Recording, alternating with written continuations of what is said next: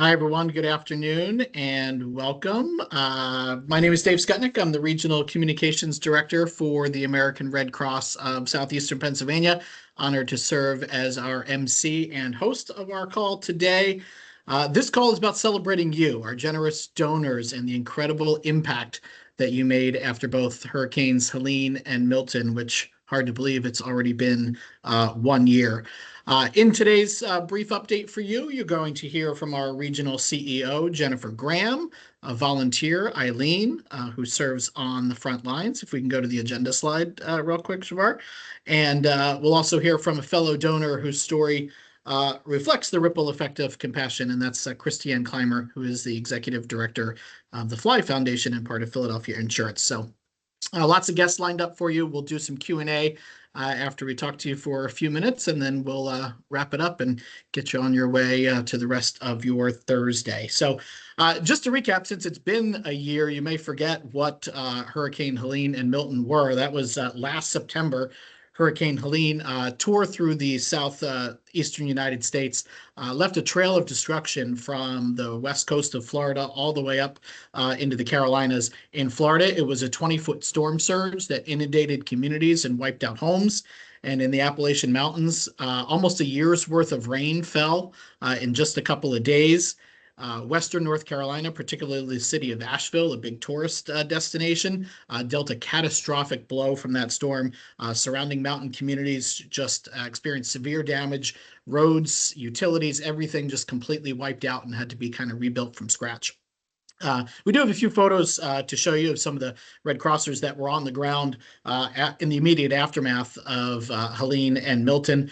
And it was Helene striking at the end of September, and then just 10 days later, Milton made landfall in Florida, really in very much the same spot.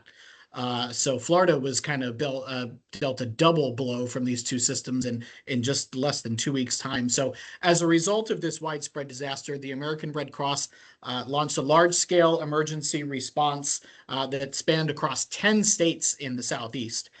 50 volunteers from right here in our southeastern Pennsylvania region. That's just a 5-county region. So Philadelphia, Bucks, Chester, Delaware, and Montgomery counties. We had 50 of our local volunteers deployed to some of those 10 states and were part of this massive relief effort.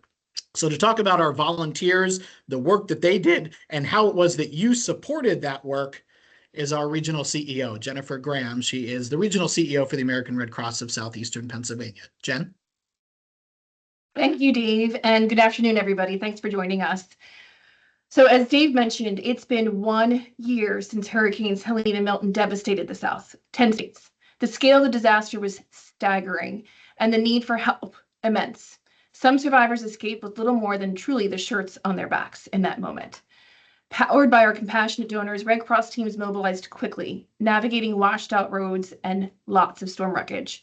Despite significant challenges, including disrupted communications and limited access to affected areas, Red Cross teams worked tirelessly alongside local partners to deliver essential aid, including shelter, nourishing meals, clean water, critical relief supplies, to tens of thousands of people reeling from the storm's impact. In addition to putting a roof over survivors' heads, our shelters also truly became those safe spaces where impacted and affected families could charge electrical devices, access food, free Wi-Fi, current information, share updates with each other, connect with their community members and with their neighbors.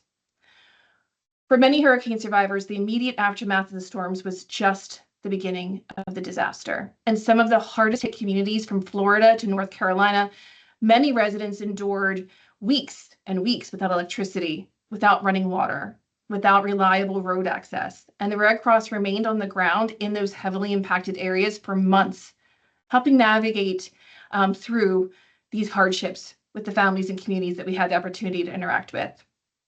And now, a year after landfall, the Red Cross is still at work in those hardest hit communities. We're still there, helping families in that pathway to recovery, from the Gulf Coast to the mountain towns of North Carolina and Tennessee. Alongside our community partners, we are supporting critical work such as debris removal, expanding the reach of food pantries, creating resiliency hubs, and much more. So in the 5 counties, as Dave mentioned, that make up Southeastern Pennsylvania region, not only did we send 50 of our local volunteers to help support those efforts, we also raised more than $3 million right here to support the efforts of Helene and Milton. That generosity helped us deliver shelter, meals, health services, and financial assistance to thousands. In Helene's wake, we reached over 473,000 people alone, providing 10.9 million in financial assistance and serving over 3 million meals and snacks.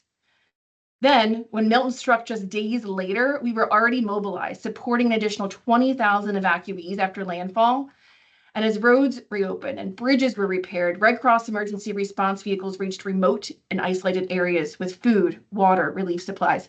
And along with the traditional aid, and I've been with the Red Cross for a very long time, the Red Cross also provided enhanced services and non-traditional relief items to meet the specific needs of Helene survivors and their communities.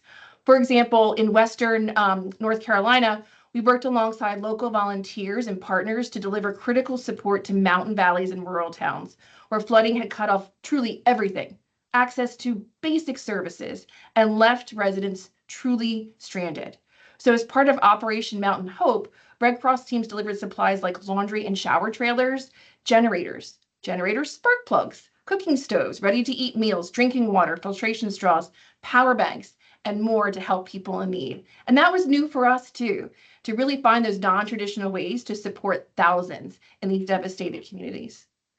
The people at the heart of these communities have shown remarkable courage, care for one another, and determination to rebuild. And we thank them for their invaluable support, and thank you for your invaluable support, which continues to make that lasting difference for those that we serve. Unrestricted gifts allow us to respond wherever the need is greatest, from Florida to the Carolinas and beyond. So thank you for standing with us. And now I'm pleased and honored to introduce someone who has seen your impact firsthand. Every time I have a chance to interact with this volunteer and true thought partner in our region, I am always inspired and touched by her true compassionate care for those that she interacts with. So I'm going to turn it over now to Disaster Health Services volunteer, Eileen Rall. Eileen, it's all yours. Hi, thank you, Jen. Thank you for inviting me to come and speak to the donors, as we couldn't do the work we do without you. As Jen mentioned, I'm part of our health services team. I also am what we call strike team leaders. Those are the folks that in Southeast Pennsylvania, in the middle of the night, we get a call that we need to stand up a shelter. We've got a group of volunteers who are ready to mobilize within hours to get folks a safe place to lay their head. And I also I enjoy volunteering with the Red Cross so much that I work with other volunteers to make sure that folks are engaged. And so I am the disaster workforce engagement volunteer partner. As Jen mentioned, in addition to doing work locally, I've deployed many times. And so you can see here, and I think I might hold the record for the furthest deployment that I went to Guam, and I'm the only one from our region who went to Guam. Others have deployed many more times than I have, but I think I hold that little record. What you won't see on this list is actually what we're here to talk about today is the follow-up from Milton and Helene. But I've included pictures in the different teams because even though I as an individual go, wherever I go, whatever I do with Red Cross, I'm part of a larger team. So these are just some of the teams that I've worked with from Maui to Guam to Florida. And many of these people shown in these pictures are folks that actually did respond to Helene and Milton. And I did communicate with them during that because I was not able to deploy during that time. You can move on to the next slide. So as you can see, I've gone a lot of places and I spend a lot of time away from home, and I'm a volunteer. I have a husband, an amazing partner who, doesn't allow me to do this, but I have the freedom to do this because he's able to take care of the stuff at home. The numbers that we quote in millions and the numbers, the tens of thousands, hundreds of thousands of people we help is important, but the thing he needs to kind of justify why he's sacrificing so that I can go do this are the individual stories. And that's what I wanted to share with you today. So this summer, you're all probably very familiar with the Texas flood. So I deployed as part of the Mass Fatality Task Group. So we're a group of volunteers who, staff and volunteers who help support families who lost family members as a result of a disaster. And you're very familiar with the number of lives that were lost in Texas this summer. In addition to providing fatality-related assistance with it, which is financial assistance, to give them resources to help them with final expenses. We also, and actually it was developed when we were in Maui, have the Family Travel Assistance Program, which provides funding for travel for loved ones to help support families. And then in Texas, we also had funding to set up the Mass Casualty Incidental Assistance Program. So I want to talk to you about two folks that I interacted with when I was in Texas. The first one is Angela. She was a young woman who got the horrible news that her father was missing as a result of the flood.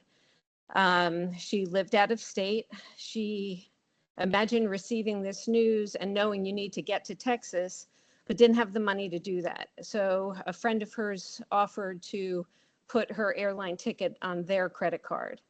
And then another friend loaned her the money so that she could stay someplace when she was in Texas, searching, trying to learn what happened to her father. After she got there, she learned that her father was deceased, and we opened up a case for her and helped her with the fatality-related assistance to, again, help with those the final expenses. But we also were able to reimburse her and allow her to pay back her friends for that travel expenses that they had helped her with. So we were able to support that. But we also learned in working with her, not only did she lose her father, she had to take a couple weeks off of work unpaid. And in talking with her, she didn't know how she was going to meet her rent the next month. So now not only has she lost a dear family member, has all these extra expenses that she wasn't anticipating, but she didn't know, she thought she was going to lose her apartment. And so through the Mass Casualty Incidental Assistance, we were able to give her additional funding just to kind of let her breathe a little bit, and pay her rent that month, and just take care of some of those needs that nobody anticipates having to do. And we were only able to do that because of donations that were given to the Red Cross to support our clients. The other story that had an impact with me was we work with community partners. And so one day I got a call from Sergeant Robert, and he had been working in his county. He had been working with 4 different families who had lost loved ones. And he gave me a call. He had heard about the Red Cross services. He wanted me to connect with this one particular family that he was really worried about. And so we had a nice conversation. I explained what the Red Cross was able to do. And he sounded like he had the weight of the world on his shoulders. You could tell he was really attached and working hard for these families. And so after we finished our conversation, I stopped and I said, tell me what you're doing to take care of yourself. Like, you're clearly taking care of everybody else. And he just started crying. So I imagine this Texas ranger who, is normally probably very stoic, just broke down. And he's like, nobody's asked me that. And how emotionally impactful working with these families was to him. And through the training I've gotten through the Red Cross, we always talk when we're working, especially on a team like this, the Mass Fatality Task Group, we talk about walking around all day like you're a sponge. And all throughout that day, you absorb emotion from other people, and how important it is. And however you do that, every day you need to wring out your sponge, because you can't be saturated all the time. And so we talked a little bit about this, like, how does he wring out his sponge? And so we got off the phone. We had sent some emails, and within a few days, I was able to reach the client that he was very concerned about and get them resources. So I wanted to follow up with him and thank him for making that connection for us. And when I called him back, I just have to say, like, he sounded different. And so after I told him that we had gotten in contact and how grateful they were that they shared the information, he's like, Miss Eileen, I need to tell you, I took your advice and I wrung out my sponge.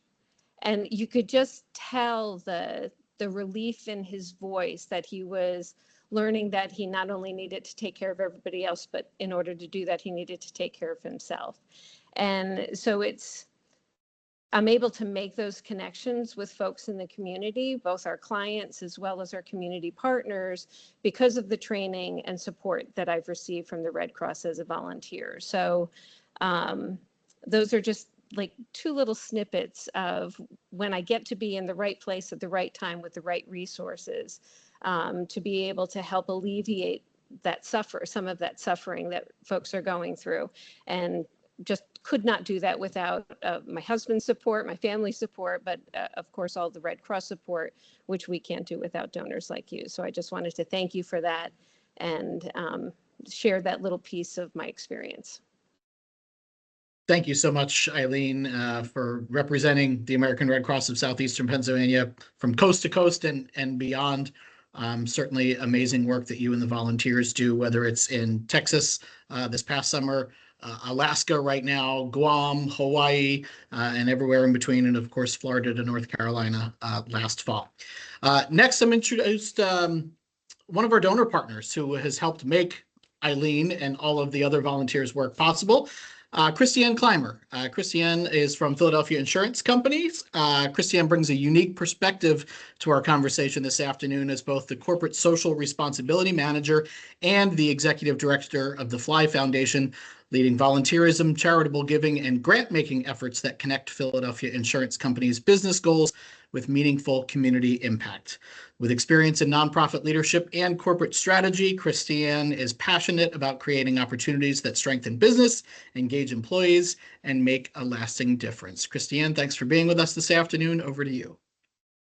Hello, everyone. Thank you so much for that introduction. And Eileen, it was so wonderful to hear your experience. I think that's a true testament to really why we do need to have these lasting partnerships with American Red Cross. We here at Philadelphia Insurance Companies, we have had an over 20-year partnership with the American Red Cross. But most recently, we've been able to sort of look at some different ways that we can deepen that relationship. And we have been thinking about that because of the kind of the tools that Eileen just spoke about, knowing that the American Red Cross is always the first to respond to a disaster, to get a lay of the land, understand what the true needs are, but then that they're also the last to leave. And I really love hearing that story about being able to respond to those very specific individual needs of the young woman who went down to see what had happened to her father. You know, we're talking about Hurricanes Helene and Milton today. And these stories, they are in the news cycle for such a short period of time. When this was taking place, it was, you know, the only thing that we were hearing about for maybe a week. And we were seeing all of the images of these devastated areas. But it wasn't shortly after that the story was no longer top news. The world is moving so fast. But we know that there are still folks in these regions who are recovering, and being able to have the flexibility, the Red Cross having local partners, you know, across the nation to be able to respond with such force due to the strength of their volunteer numbers, but then to have those more local partnerships, they're able to really get in deep and respond in ways that are super meaningful to folks. So that's one of the reasons that Philadelphia Insurance Companies continues to go to the American Red Cross as our #1 partner for response with disasters when they strike. I do want to definitely talk a little bit about why we can go beyond just disaster response. And I know that that's something that we're probably going to dig into a little bit more with the Q&A. But, you know, beginning to think about number one, that when we see the scale of these disasters, recovery is going to be longer than the amount of time that the disaster hit, always. And thinking about that resiliency piece and how do we prepare communities going forward so that when disaster strikes again, it's not going to necessarily have as great of an impact, or we can prepare folks a little bit better for it. All right, thank you so much, Christiane. I'm going to turn it over to Shavar Hollinger, Regional Philanthropy Officer here in Southeastern Pennsylvania, who will lead our Q&A. Shavar. Good afternoon, everyone. Thank you, Dave. We love to hear your thoughts and or questions, so please feel free to put a question in the chat or unmute your mic.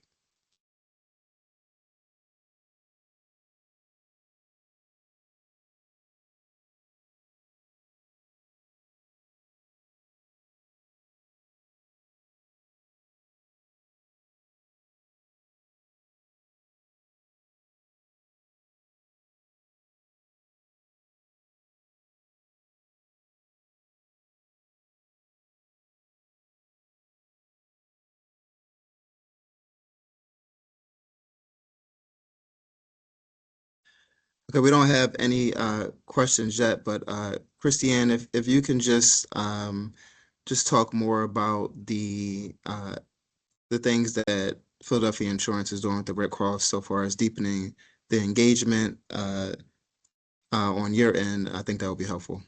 Yeah, definitely. So I'll just take it back a couple of steps because, we were really talking about Hurricanes Helene and Milton here, and Philadelphia Insurance Companies is a national company. I know we kind of sound like we might be Philadelphia centric, but we are a national company with 2,000 employees across the country. And when these hurricanes hit, we're also an insurance company. So obviously climate related disasters are impacting our customers and the way that we think about our business strategy.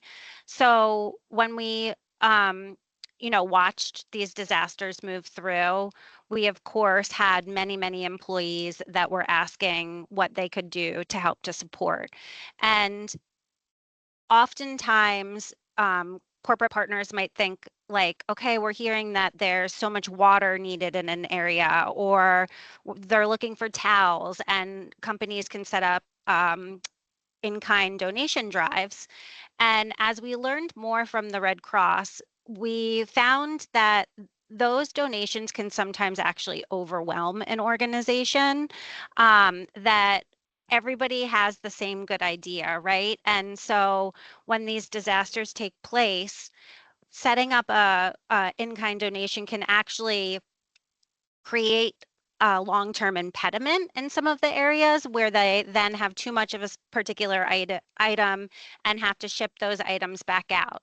So in responding to our employees and their interest in getting involved, we have really thought about what volunteerism looks like at Philadelphia Insurance Companies. First, we wanted to make our volunteer policy a little bit more flexible. So typically we would provide 7.5 hours or a full day for volunteerism. But after these hurricanes and with the amount of interest our employees had in getting involved, we extended our volunteer time policy so that they receive an additional 7.5 hours to respond to a natural disaster. That was something that we could do on our end. We also wanted to make sure that we're giving an unrestricted gift to the Red Cross so that they can utilize our dollars in the best way possible. So we have a few different campaigns that we run throughout the year, and we're very sensitive to making sure that we're not constantly going to employees, but we want to make sure that Philadelphia Insurance is responding in a meaningful way. And so when we make this contribution, we immediately alert our employees so that they can feel that pride and feel that they are a part of that financial contribution. And then the other piece, like I said before, is just really knowing that the Red Cross is going to be able to utilize our volunteers and our dollars in the best way possible. So those are kind of the reasons why we were inspired responding to, you know, the employees' need or the employees' interest, and then thinking about how we can be most impactful.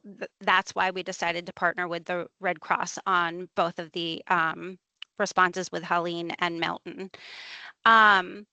We have been thinking and having conversations with leaders, and I think it's really interesting as an insurance company that when these disasters strike, what so many companies are doing is they are responding after the fact.